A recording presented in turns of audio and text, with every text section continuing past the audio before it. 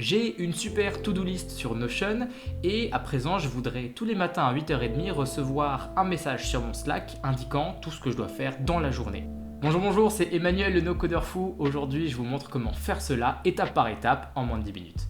On part du cas suivant, j'ai une to-do list mais je l'ai organisée sous forme de tableau mais aussi sous forme de Kanban avec des données dynamiques, donc je vois les tâches d'hier, les tâches d'aujourd'hui et c'est celle-là qui nous intéresse. Donc la première chose à faire, ça va être de se rendre sur Make, qui est un outil no-code d'automatisation. Si jamais vous n'avez pas de compte, je peux vous inviter à en créer un. Et une fois que vous êtes sur l'espace d'organisation, on va se rendre dans les scénarios en haut à gauche et éventuellement dans un folder, dans un dossier, on va aller créer un nouveau scénario qu'on va tout de suite nommer.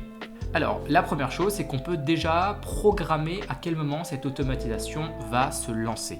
En bas à gauche, vous voyez qu'on a les possibilités de programmation de l'automatisation. Et moi, ce que je vais dire, c'est je veux que ça se lance sur les jours de la semaine, on va voir lesquels.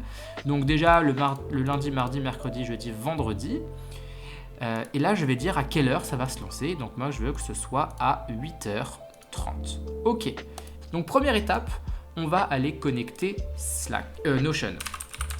Donc on va aller chercher Notion, le module Notion, et on va choisir la bonne action parmi les nombreuses actions que Make donne la possibilité de faire. On va aller rechercher les objets et en fait particulièrement on va aller rechercher des lignes qui nous intéressent dans cette base de données To-Do. La première chose à faire si c'est la première fois que vous utilisez Make, c'est de donner l'autorisation à Make d'agir sur votre Notion et donc il va falloir créer une nouvelle connexion. Moi je l'ai fait en public. Au besoin, l'API de Notion explique ça très bien si vous allez sur leur site.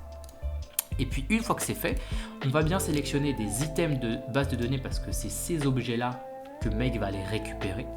Et maintenant, on va pointer à Make sur quelle base de données aller récupérer des informations. Donc on va faire Search.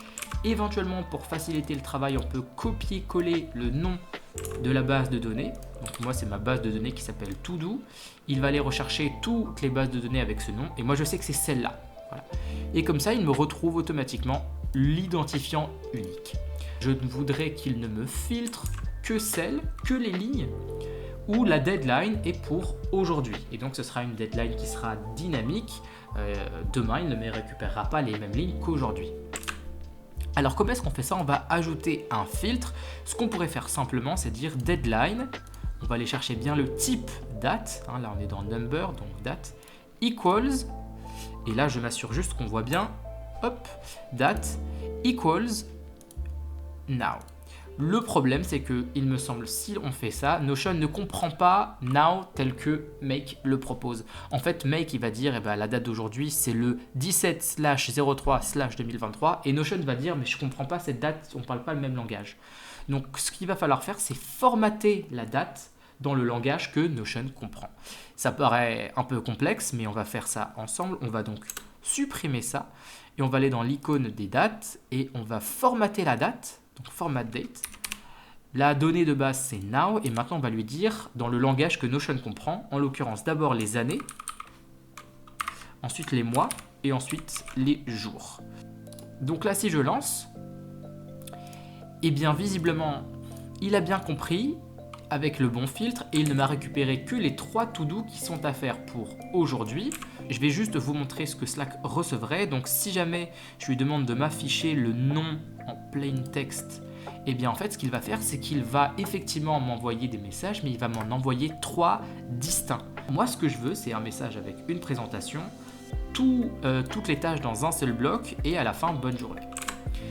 Et là j'aurais reçu 3 messages donc ça ne va pas. Il faut passer par un autre système un peu plus complexe mais je vais vous guider étape par étape où en fait on va dire à Make d'aller itérer tous les résultats qu'il a reçus et ensuite de les agréger dans un seul bloc. Et donc on va utiliser 2 modules de Make, un qui s'appelle l'itérateur et un qui s'appelle l'agrégateur. On va paramétrer l'itérateur et on va lui dire récupère-moi par rapport aux informations que tu as récupérées seulement nom et seulement plain text. Si jamais je l'avais appelé blabla, et bien ici ce serait marqué blabla et on serait allé chercher blabla plain text. Ok, et maintenant l'agrégateur, on va lui dire d'aller récupérer, c'est par rapport à de l'information qui est dans Notion, si je ne m'abuse, et on va lui demander de récupérer la valeur, la value de ce qu'il a en fait itéré. Petite pause, si vous êtes en train d'apprendre quelque chose, je ne peux que vous inviter à lâcher un like sur cette vidéo et à vous abonner à cette chaîne pour régulièrement retrouver du contenu autour du no-code, de la productivité et tout ça en pédagogie. Là, si jamais je lance l'automatisation telle qu'elle, en fait ce qu'il se passe, c'est que effectivement il a bien agrégé les résultats dans un seul bundle, mais il me l'a mis sous une forme un petit peu particulière entre un array et une collection. Donc pour simplifier et pour avoir tout sur un seul texte, ce qu'on va faire, c'est qu'on va changer ça et on va utiliser une première fonction qui s'appelle map. On va lui dire tu prends les informations de ce array et tu vas bien prendre en fonction de la valeur qui s'appelle value. Alors ici je tape value parce que ici c'est marqué value. Okay. Et là si jamais je lance, les résultats sont différents. Effectivement on a tout, non pas dans une collection mais bien dans un array. En tous les cas tout est dans ce qui ressemble un peu plus à un bloc. Cependant, on est dans un format un peu spécial encore. On est dans ce qu'on appelle un array, donc une sorte de petit tableau avec 3 entrées que l'on voit ici. Nous maintenant, ce qu'on va vouloir faire, c'est changer ce array, changer ce tableau en un texte. Donc ce qu'on va faire, c'est qu'on va encore rajouter de la mise en forme avec une autre variable et on va changer ce array en texte. Et on va utiliser une autre formule qui s'appelle join qui va nous permettre de remplacer les informations qui sont ici et par un texte. Et comment est-ce qu'on sépare chaque élément? Moi je décide de le séparer par une virgule. Et on va voir maintenant ce qu'il se passe.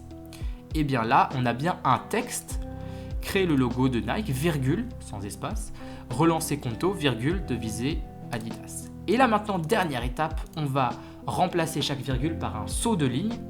On va ajouter une dernière variable tout à droite et on va appeler ça à la ligne. On va ajouter une dernière fonction textuelle et on va lui dire remplace. Donc on va chercher la fonction remplace. On va lui donner la valeur, la donnée sur laquelle travailler. Et on va lui dire tu remplaces chaque virgule par un saut de ligne, a new line. Okay. Donc on va remplacer les résultats que tu avais ici, on va remplacer ça. Et chaque fois que tu trouves une virgule, tu vas sauter à la ligne. Et là, on devrait avoir quelque chose qui ressemble à ce qu'on veut. Créer le logo de Nike, relancer Conto, deviser Adidas, tout ça sur un bloc, tout ça sous forme de texte, et à chaque fois, ça tombe bien à la ligne. Et là, ça va être la dernière étape la plus marrante. On va connecter maintenant le module Slack, et on va aller lui demander d'aller créer un message. Si c'est la première fois que vous utilisez Slack, il va falloir créer une connexion comme on l'a fait pour Notion ou autre. Voilà. Maintenant, on va aller choisir parmi la liste des channels sur lesquels on veut publier. Donc moi, je vais publier dans mon channel test.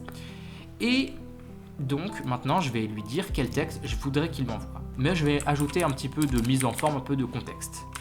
Donc j'ajoute un petit peu de texte. Bonjour Manu le boss, comment ça va? Voici les to-do de la journée. Et là il m'envoie le texte en question et à la fin il m'ajoute bon courage. Donc je valide. Et maintenant on a toute une suite d'opérations. Donc je vais lancer et je vais tout de suite ouvrir mon Slack pour voir ce qu'il se passe. Il vient à l'instant de m'envoyer un message. Bonjour Manu le boss, voici la liste de tes to-do, créer le logo de Nike. Et on va faire un dernier test maintenant. On va changer à présent. Je vais mettre plein de to-do pour aujourd'hui et on va voir si tout répond bien. Je refais le test. Ok, ça c'est bien envoyé. Je retourne. Bonjour Manu le boss, comment ça va? Voici les to-do de la journée. Idée de logo, relancer Nike, deviser Adidas. Bon courage. Et là, visiblement, tout roule, tout fonctionne, je suis très content et tous les matins à 8h30, je suis prêt à recevoir ma liste de to-do et ça peut être particulièrement utile, non pas si vous êtes seul, mais si vous travaillez en équipe et alors vous pourrez envoyer les messages. J'espère que vous avez compris tout ce qui s'est passé. Si jamais ce n'est pas le cas, n'hésitez pas à m'en faire part. J'espère que ce tutoriel vous sera quand même utile. Merci beaucoup d'avoir regardé cette vidéo. C'était Emmanuel le no-codeur fou. On se retrouve bientôt pour une nouvelle vidéo sur le no-code et la productivité. À très bientôt.